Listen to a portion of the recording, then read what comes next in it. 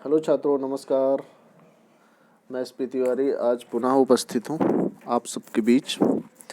चलिए, आज हमने पिछले दो वीडियो में हमने पाठ 5 पढ़ा था और जिसका शीर्षक दो पहलवान के पाठ और उसके पाठ के प्रश्न उत्तर, बोध प्रश्न, शब्दार्थ आदि हम देख चुके हैं।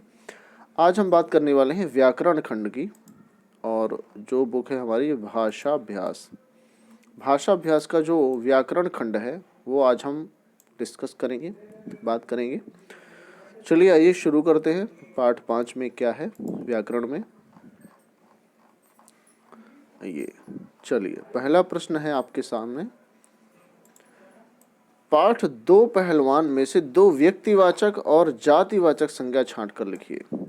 तो व्यक्तिवाचक दो संज्ञाएं और जातिवाचक दो संज्ञाएं आपको छांटना है। तो व्यक्तिवाचक संज्ञाएं तो सबसे पहले आप मुखजोर सिंह और धरती पटक सिंह यही लिख सकते हैं। व्यक्तिवाचक किसी विशेष व्यक्ति का नाम यदि है तो आप आराम से लिख सकते हैं ना। इसके अलावा भी व्यक्तिवाचक तो मुखजोर सिंह और धरती पटक सिंह व्यक्तिवाचक संज्ञा है। जातिवाचक संज्ञा आदमी, बेटा, है ना। आदमी और बेटा ये जातिवाचक संज्ञाएं हैं। तो आप व्यक्तिवाचक संज्ञा में मुखजोर सिंह, धरती पटक, जातिवाचक संज्ञा में आदमी और बेटा लिख सकते हैं, और भी आप ढूंढ कर लिख सकते हैं। चलिए, इस प्रश्न में क्या कह रहा है देखिए। नीचे दिए गए वाक्यों को ध्यान से पढ़िए। ध्यान से पढ़ेंगे आप। मुखजोर सिंह उसके नाम से बिल्कुल नहीं डरता था। ये मोटे काले अक्षरों में लिखा है, इसलिए इन पर विशेष ध्यान रखना है आपको। डरता था, आगे देखिए। पहले में है मुखजोर सिंह उसके नाम से बिल्कुल नहीं डरता था। दूसरा है 8-10 दिन में आएंगे, यहाँ पे आएंगे, और मैं बाहर खड़े पेड़ को ले जा रहा हूँ, ले जा रहा हूँ। तो ये तीनों जो मोटे काले अक्षरों में, बोल्ड अक्षरों में लिखे हुए हैं वो ध्यान रखना है। डरता था, आएंगे, जा रहा हूँ। अब देखिए आगे क्या कह रहा है आपसे।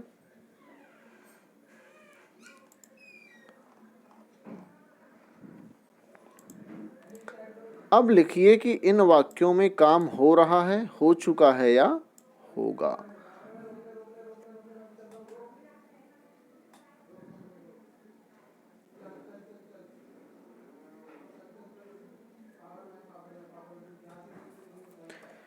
तो देखिए पहले में है कि डरता था, तो डरता था इसका मतलब क्या है, काम हो चुका है। तो आप यहां पर लिख देंगे काम हो चुका है।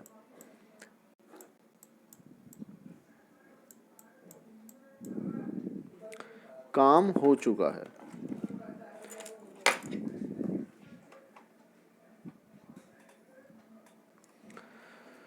इसी तरह से 8-10 दिन में आएंगे, आएंगे इसका मतलब भविष्य काल की बात है, तो यहाँ पर काम होगा, है ना। और दूसरा है ले जा रहा हूं, तो काम हो रहा है ना। तो पहले में हो जाएगा कि काम हो चुका, दूसरे में हो जाएगा काम होगा, तीसरे में हो जाएगा काम हो रहा है। अब ये क्या है, तो आप देखिए काल आपने पढ़ा है कि डरता था से बीते समय का बोध चलता है, इसलिए यह क्या है, भूतकाल है। तो समय काल 3 प्रकार का होता है, वर्तमान काल, भूतकाल और भविष्य काल। ठीक है। वर्तमान काल वह होता है जो समय प्रेजेंट में चल रहा है ना। जैसे मैं खाता हूँ, या मैं पीता हूँ, या मैं पढ़ता हूँ, या मैं पढ़ रहा हूँ, सो रहा हूँ, जा रहा हूँ, आ रहा हूँ, है ना। भूतकाल मैं गया था, मैं सोया था, मैंने पढ़ा था, मैंने देखा था। जो बात हो चुकी हुई होती है वो हम भूतकाल में लेते हैं, और जो होगा वो भविष्यकाल होता है। मैं बाजार जाऊंगा, मैं विद्यालय जाऊंगा, मैं पढ़ूंगा, मैं खाना खाऊंगा, मैं फिल्म देखूंगा। इस तरह से जितनी भी चीज़ें भविष्य काल में होती हैं वो अभी होती हैं। ठीक है, तो ये ध्यान रखेंगे। जैसे यहाँ पर है आएंगे, मतलब अभी आए नहीं है, आएंगे इसलिए भविष्य काल है। जा रहा हूँ, अभी करंट समय की बात कर रहा है, वर्तमान, इसलिए वर्तमान काल हो जाएगा। और डरता था, ये काम हो चुका है, इसलिए यहाँ पर भूतकाल प्रयोग हुआ है।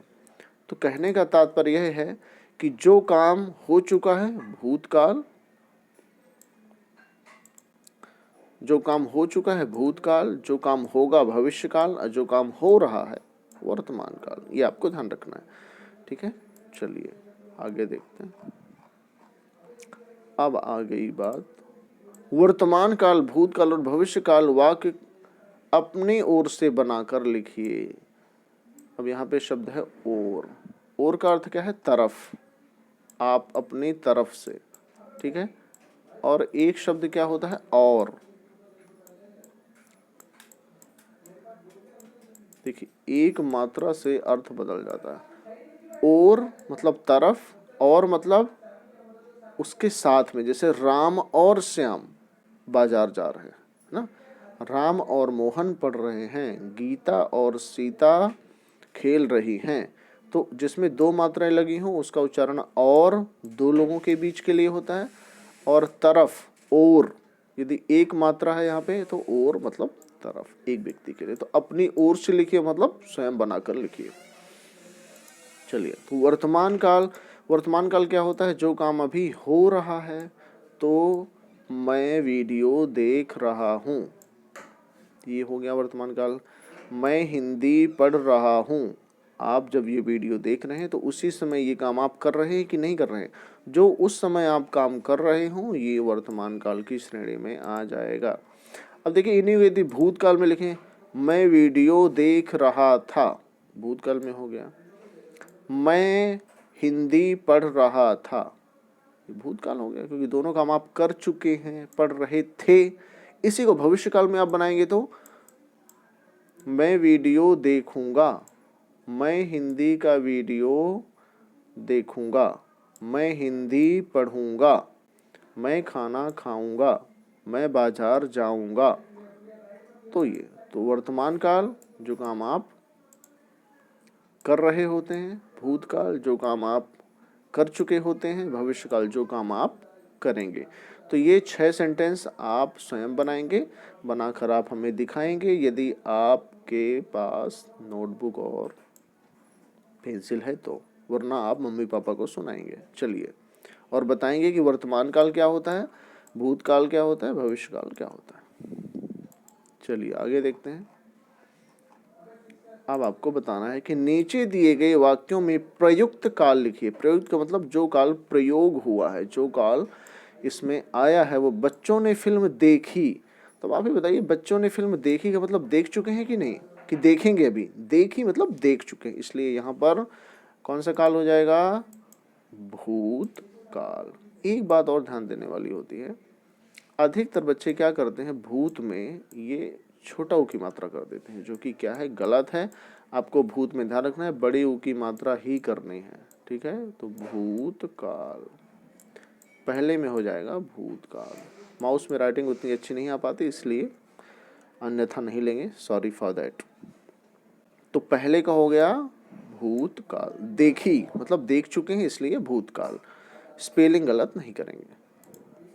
अगला है दुकानदार ऊँघ रहा है। ऊँघ का मतलब है जम्हाई लेना। आप जब सो के जगते हैं तो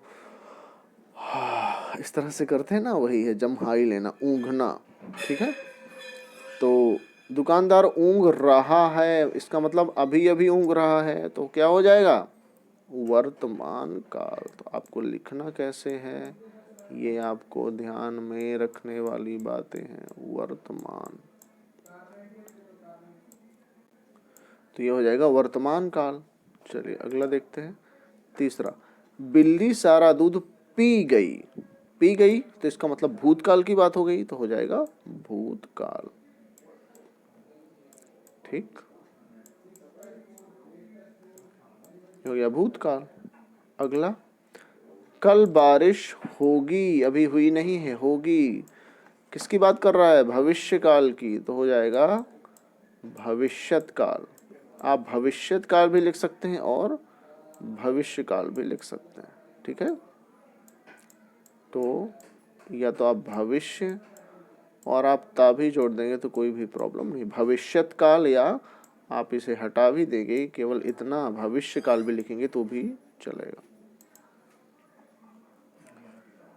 अगला है, उसने कहानी सुनी थी, है ना। सुनी थी का मतलब क्या है, वो सुन चुका है। सुन चुका है कि नहीं, इसका मतलब जो सुन चुका है वो क्या हो जाएगा, फिर से वही भूतकाल हो जाएगा। तो ध्यान रखेंगे कि ये भूतकाल हो जाएगा। तो आइए एक बार देख लेते हैं। बच्चों ने फिल्म देखी, देख चुके हैं इसलिए भूतकाल। दुकानदार ऊँघ रहा है, वर्तमान काल। बिल्ली सारा दूध पी गई, भूतकाल। कल बारिश होगी, भविष्य काल। उसने कहानी सुनी थी, भूतकाल।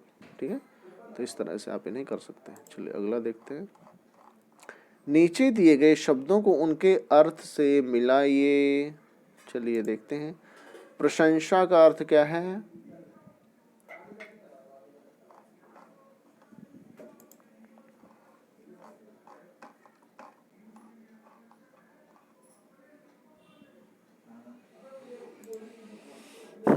प्रशंसा का अर्थ क्या है, समझदार, गुस्सा, तारीफ। तो प्रशंसा का अर्थ क्या है, तारीफ करना। तो ये हमने मिला दिया। अरमान क्या अर्थ है, इच्छा, शक्ति, ताकत, क्रोध, क्या होगा, गुस्सा। बुद्धिमान, समझदार, क्षमा करना, माफ करना। इस तरह से ये आप मिलान कर सकते हैं। प्रशंसा, तारीफ, अरमान, इच्छा, शक्ति, ताकत, क्रोध, गुस्सा, बुद्धिमान, समझदार, क्षमा करना, माफ करना। चलिए अगला देखते हैं।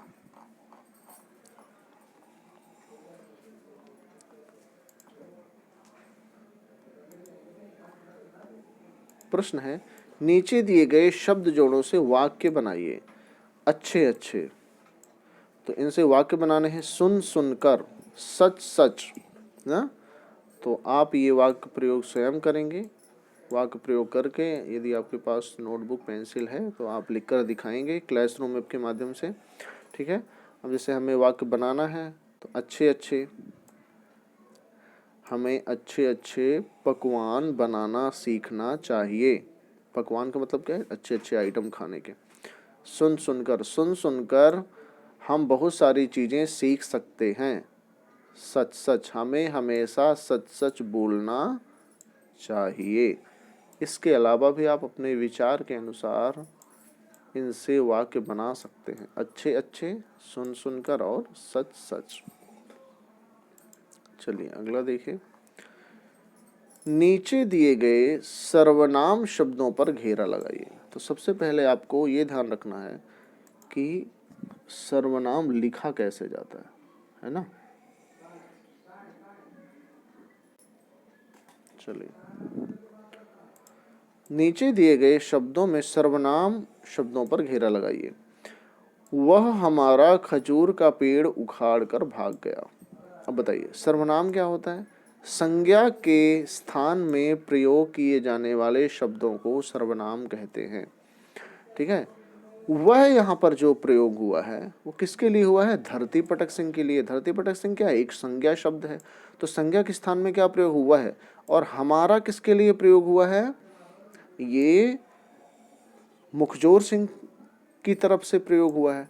तो इसलिए यहाँ पर वह और हमारा ये दोनों क्या हो जाएंगे, सर्वनाम शब्द हो जाएंगे। तो वह और हमारा ये सर्वनाम शब्द हो गया। अगला देखिए।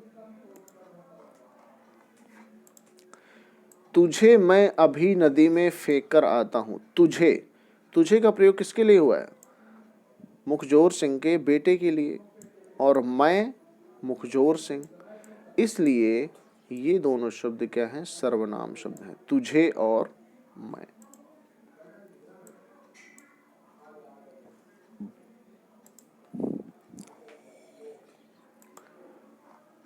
वह उसके नाम से डरता है। वह और उसके, वह उसके नाम से डरता है, ये दोनों सर्वनाम शब्द हो गए, वह और उसके। वह अपने आप चला जाएगा, वह और अपने आप, ये सर्वनाम शब्द हो गया।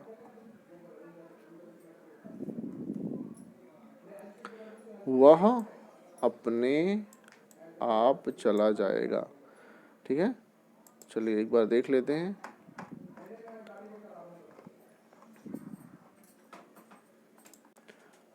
वह और हमारा, तुझे और मैं, वह और उसके, वह अपने और आप, ये सर्वनाम शब्द है।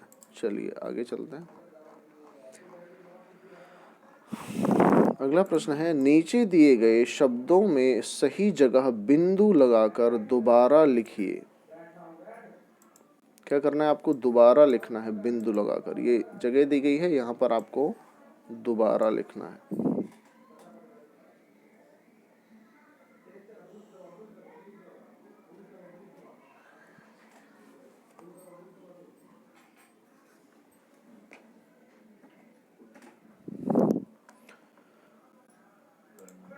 नीचे दिए गए शब्दों में सही जगह बिंदु लगाकर दोबारा लिखिए।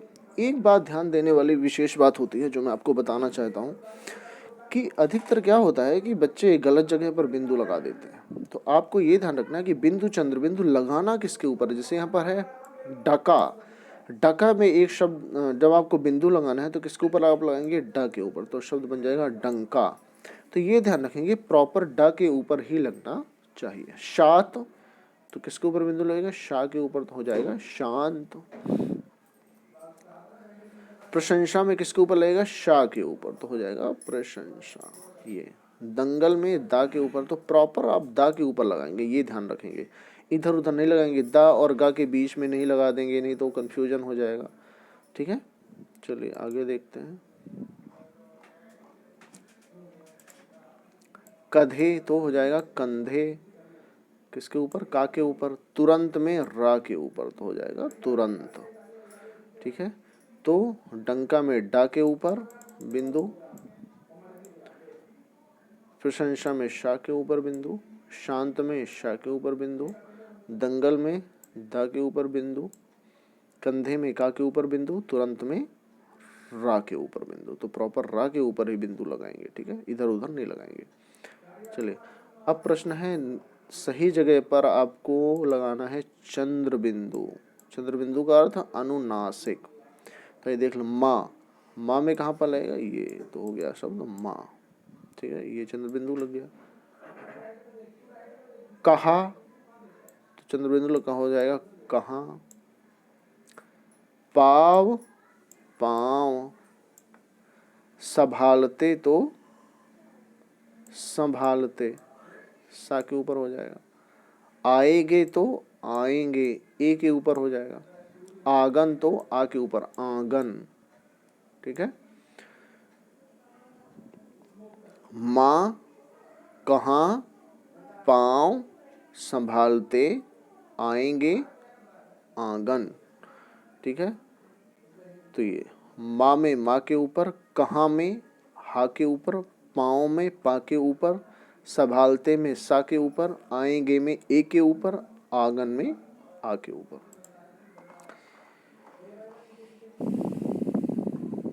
अगला प्रश्न है, नीचे दिए गए मुहावरों का अर्थ लिखकर वाक्य प्रयोग कीजिए।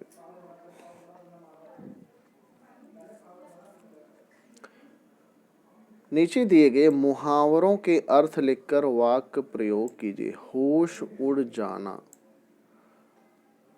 होश उड़ जाना का अर्थ क्या है?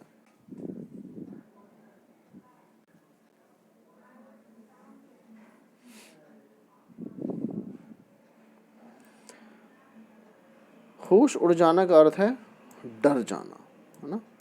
तो अर्थ हो गया डर जाना।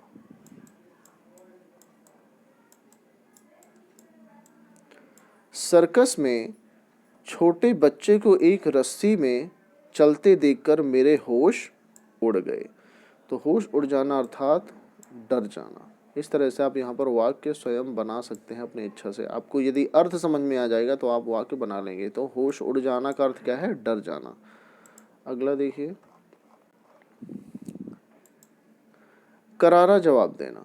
मैंने आपको जब शब्दार्थ पढ़ाए थे तो मैंने बताया था कि वैसे मूलतः करारा जवाब देना मुहावरा के अंतर्गत नहीं आता। मुहावरा आता है ईंट का जवाब पत्थर से देना। तो इसका अर्थ बनता है करारा जवाब देना। ठीक है, तो ईंट का जवाब पत्थर से देना मुहावरा है, इसका अर्थ है करारा जवाब देना। जैसे भारतीय सेना ने सर्जिकल स्ट्राइक करके पाकिस्तान को करारा जवाब दिया। ठीक है, इस तरह से आप बना सकते हैं। या आप ये भी कह सकते हैं कि ईंट का करारा जवाब देना, तो ईंट का जवाब पत्थर से देना, मतलब उससे अधिक उससे बदला लेना, करारा जवाब देना। अगला है आंखें फटी रह जाना। तो आश्चर्यचकित होना या दंग रह जाना, है ना। आंखें फटी रह जाना का क्या अर्थ है?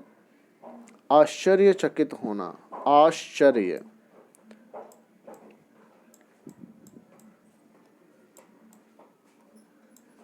आश्चर्यचकित।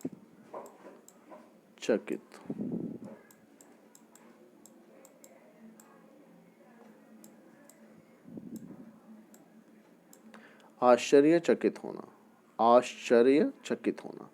ठीक है, तो ध्यान रखेंगे, आंखें फटी रह जाना, आश्चर्यचकित होना, इसका वाक्य प्रयोग आप स्वयं करेंगे। ठीक है,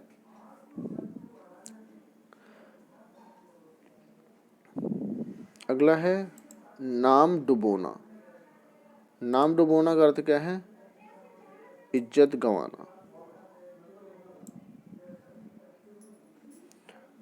नाम डुबोना का अर्थ क्या है? इज्जत गंवाना। इसका वाक्य प्रयोग आप स्वयं करेंगे। ठीक है, करके आप मुझे भेजेंगे। इज्जत गंवाना, मैं आपको एक बार लिख के बता देता हूँ।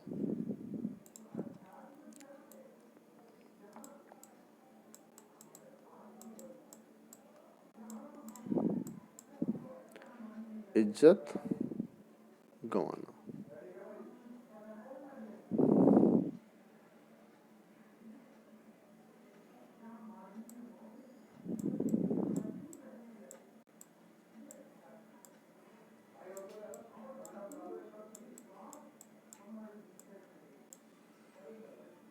ये इज्जत गंवाना। ठीक है, तो नाम डुबोना का अर्थ है इज्जत गंवाना, आप समझ सकते हैं। चलिए अगला प्रश्न देखते हैं।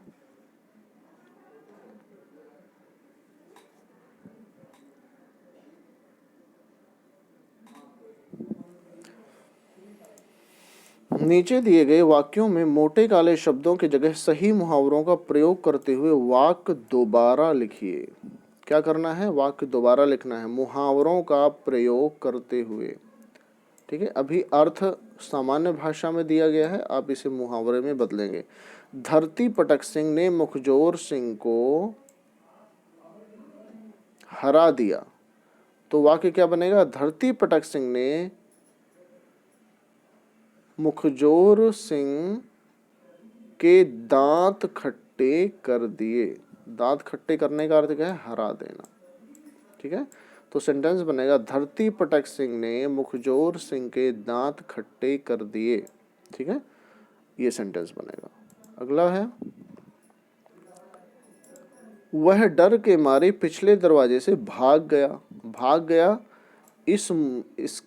इसके लिए कौन सा मुहावरा प्रयोग हुआ? 9 2 11 होना। तो वह डर के मारे पिछले दरवाजे से 9 2 11 हो गया। तो वह डर के मारे पिछले दरवाजे से 9 2 11 हो गया। अगला है तालाब में पानी कम देखकर वह क्रोधित हुआ। क्रोधित के लिए मुहावरा क्या है? आग बबूला होना। क्या मुहावरा है? आग बबूला होना। तो तालाब में पानी कम देखकर वह क्या हो गया? आग बबूला हो गया। तो हमारा वाक्य बन जाएगा तालाब में पानी कम देखकर वह आग बबूला हो गया। ये आग बबूला होना मुहावरा। तो आग बबूला होना मुहावरे का क्या अर्थ है? क्रोधित होना दांत खट्टे करना मुहावरे का क्या अर्थ है? हरा देना ना। और 9 2 11 होना, सॉरी 9 2 11 होना मुहावरे का अर्थ क्या है? भाग जाना। ये ध्यान रखेंगे। चलिए अगला प्रश्न है, सेहतमंद बनने के लिए क्या क्या खाना चाहिए? सेहतमंद बनने के लिए क्या क्या खाना चाहिए, कैसे खाना चाहिए, इसके बारे में बताने के लिए एक विज्ञापन बनाइए। ठीक है, तो आपको यहाँ पर एक विज्ञापन बनाना है, ऐड बनाना है, जिसमें आपको दिखाना है कि कौन कौन सी चीज़ें हमें खाने से हमारा स्वास्थ्य सही रहता है। तो यहाँ पर आप बहुत सारी चीज़ें बना सकते हैं, जैसे दूध बना सकते हैं, फल फूल सब्जियाँ, हरी सब्जियाँ बना सकते हैं, और दिखा सकते हैं कि जो हरी सब्जियाँ खाएगा वो हमेशा स्वस्थ रह जाएगा। इस तरह से आप स्लोगन भी बना सकते हैं।